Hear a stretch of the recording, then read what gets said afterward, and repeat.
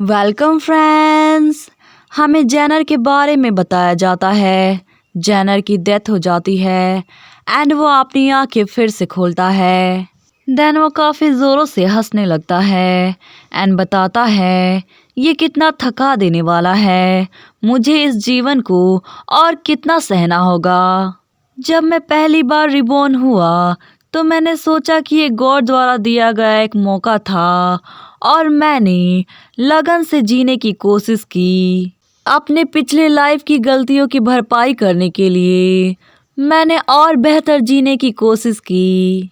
लेकिन क्या होगा अगर ऐसा 3 से 4 बार और 20 से ज़्यादा बार होता रहे, क्योंकि हर बार मैं एक सर्टेन पॉइंट पर अचानक मर जाता, बिल्कुल वैसे ही जैसे मेरी किस्मत पहले से ही निर्धारित हो चुकी हो। भले ही मैं खुद से अपने लिए मौत चुन लूं, लेकिन इसका कोई फ़ायदा नहीं, क्योंकि अगले दिन मैं पूरी तरह से ठीक होकर जीवित हो जाता हूँ। हर चीज़ का मतलब मेरे लिए ख़त्म हो चुका है। चाहे मैं कितना ही मुश्किल से जीऊँ, मैं एक पल में शुरुआती स्थिति में लौट आता हूँ। आखिर मैं इस चीज़ को लेकर क्यों परेशान हूँ? मेरा लाइफ खुद ही धुंधला और धुंधला होता गया। आखिर मैं ही ऐसा क्यों जी रहा हूँ और मैं ही ये सब क्यों याद रखता हूँ? वही सिचुएशन, वही लोग और वही समय, लेकिन अंदर से मैं बिल्कुल अकेला हूँ। देन दिखाया जाता है जेनर हैरान होकर कहता है, क्या क्राउन प्रिंस एडिसन सुरक्षित है? देन वो आदमी कहता है, यस माय लॉर्ड। देन जेनर बताता है, फिर उसके बाद एक और बदलाव हुआ। माना स्टोन की ऑनर लेडी सॉर्फल है। ये सारी घटनाएं मेरे पिछले लाइफ से बिल्कुल अलग थी। फिर सुनने को मिलता है कि फादर की डॉटर घर वापस आई है। आखिर वो कौन है? और इन सभी घटनाओं के बदलाव के पीछे केवल एक ही पर्सन थी, कमीला सॉर्फल, जो फैबलर एम्पायर से थी। मैं सोचता, आखिर ये सब पहले से इतना अलग क्यों है? इस अंतहीन दोहराए जाने वाले जीवन में कुछ ऐसा हुआ जो पहले कभी नहीं हुआ था।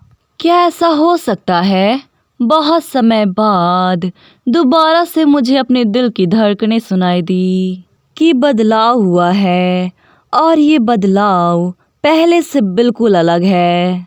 बस उस एक घटना ने मुझे खुश कर दिया और ये एक ऐसी भावना थी जिसे मैंने काफ़ी समय से महसूस नहीं किया था। इसलिए मैं हंसने लगा और मेरी इच्छा उससे मिलने की हुई, और इतनी प्रबल इच्छा हुई कि मैं खुद भी नहीं समझ पाया। शायद वो बच्ची मेरी ही जैसी है। एंड जब फीमेल लीड उससे कहती है कि तुम ज़रूर अकेले रहे होगे, देन जेनर मन में कहता है, हाँ मैं अकेला था, मैं हमेशा से अकेला था, क्योंकि मुझे हमेशा से ही अकेला छोड़ दिया गया था। देन तभी फीमेल लीड पलट कर कहती है तुम क्या कर रहे हो? क्या तुम्हें नहीं जाना?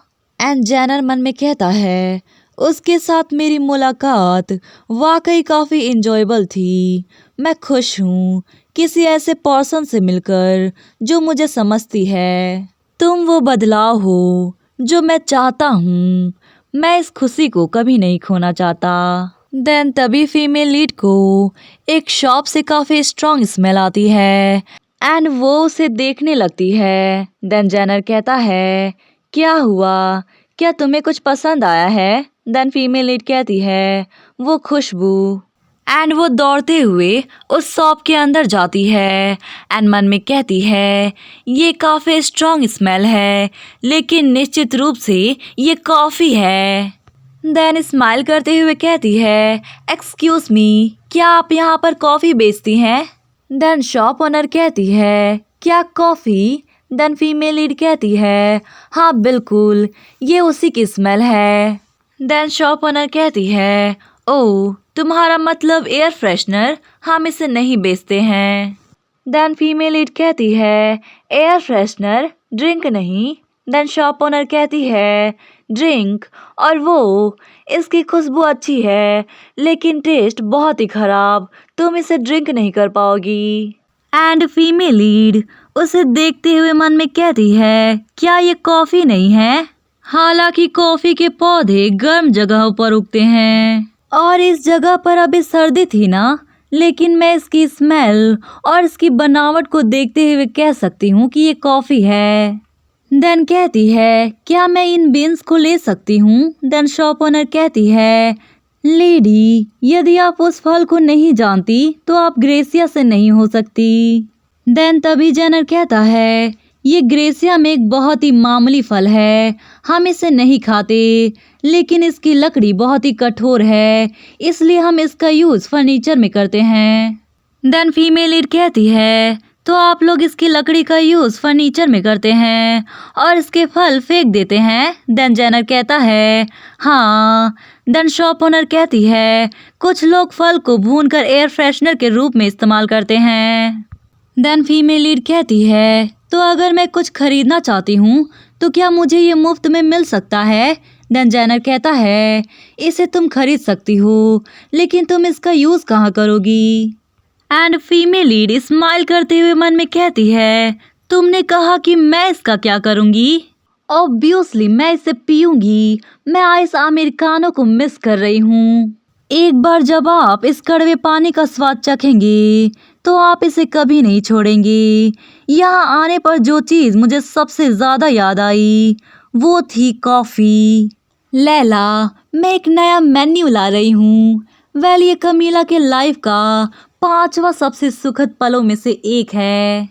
देन तभी काउंट अचानक से वहां आता है एंड चिल्लाते हुए कहता है, लेडी कमीला, लॉर्ड कैस आपको तुरंत ढूंढ रहे हैं। यंग लॉर्ड जेनर, मुझे माफ करें लेकिन मुझे लेडी कमीला को तुरंत वहां ले जाना होगा। एंड फीमेल लीड हैरान होकर मन में कहती है, मुझे? लेकिन कहाँ? एंड काउंट कहता है, जल्दी से मेरा हाथ पकड़े माय लेडी। देन कमीला कहती है, लेकिन हुआ क्या है?